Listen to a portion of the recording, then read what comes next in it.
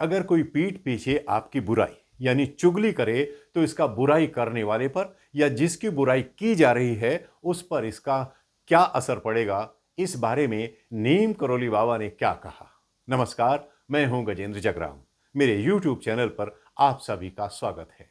मैं लिए चलता हूं आपको जीवन के एक ऐसे सफर पर जहां मैं आपको महान संतों, महात्माओं और दार्शनिकों की कुछ ऐसी बातें बताने जा रहा हूं जो आपको अपनी सही मंजिल तक पहुंचने में जरूर मदद करेंगी। आज के इस एपिसोड में मैं रामदास द्वारा अपनी पुस्तक मिरेकल ऑफ लव में दर्ज नीम करोली बाबा से संबंधित कुछ ऐसी बातों का जिक्र करूंगा जिनसे हमें भक्ति के मार्ग पर आगे बढ़ने या एक सार्थक जीवन जीने में मदद जरूर मिल सकती है। एक बार खाने को लेकर किसी माई के पूछने पर महाराज जी ने कहा कि खाना बनाने वाले ने किस भाव से खाना बनाया है, इस बात का उस भोजन को खाने वाले के मन और मस्तिष्क पर बहुत बड़ा प्रभाव पड़ता है। महाराज जी ने आगे कहा कि अगर सच्चे मन से भोजन को प्रसाद समझकर बनाएंगे तो उसे खाने वाले का चित्त एकदम निर्मल हो जाएगा। लेकिन अगर किसी ने कुढ़ते हुए या दुर्भावना से भोजन तैयार किया है तो भले ही वो कितना ही स्वादिष्ट भोजन क्यों ना हो, अगर उसे किसी शुद्ध आत्मा वाले इंसान ने भी ग्रहण कर लिया तो वो भोजन उसके मन मस्तिष्क को भी विचलित कर सकता है।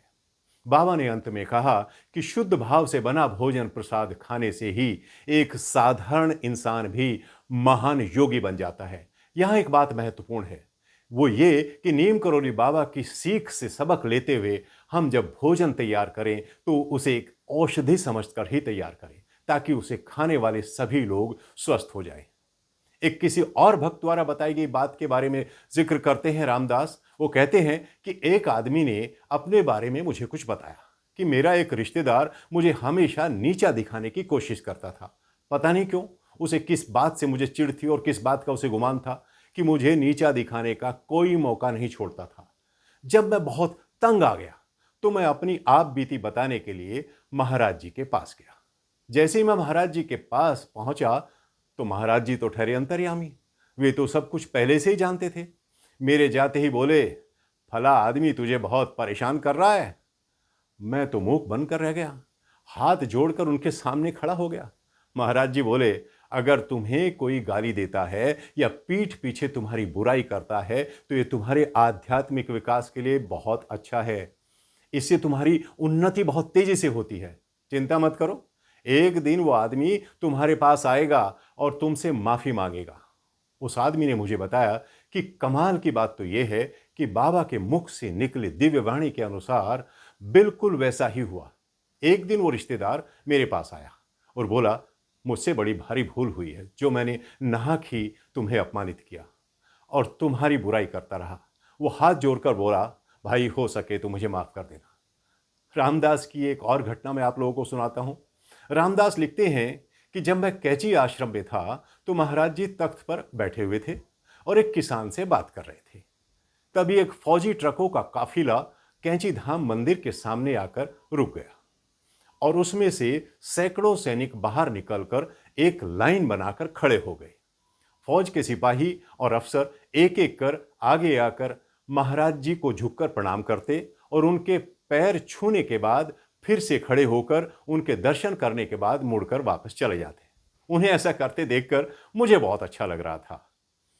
जब वे लोग महाराज जी के सामने झुकते तो महाराज जी उनमें से कुछ के सिर पर हाथ से एक थपकी दे देते या किसी को एक फूल दे देते या अचानक किसान से अपनी बात बीच में रोककर किसी फौजी से कहते, तुम्हारी मां बिल्कुल ठीक हो जाएगी, चिंता मत करना।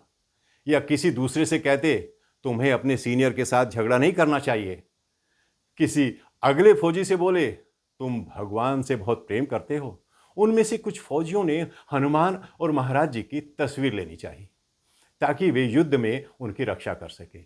इस पर महाराज जी बोले, चिंता मत करो, सब ठीक हो जाएगा, क्योंकि फौज में बहुत ही सरल स्वभाव वाले और आध्यात्मिक लोग हैं।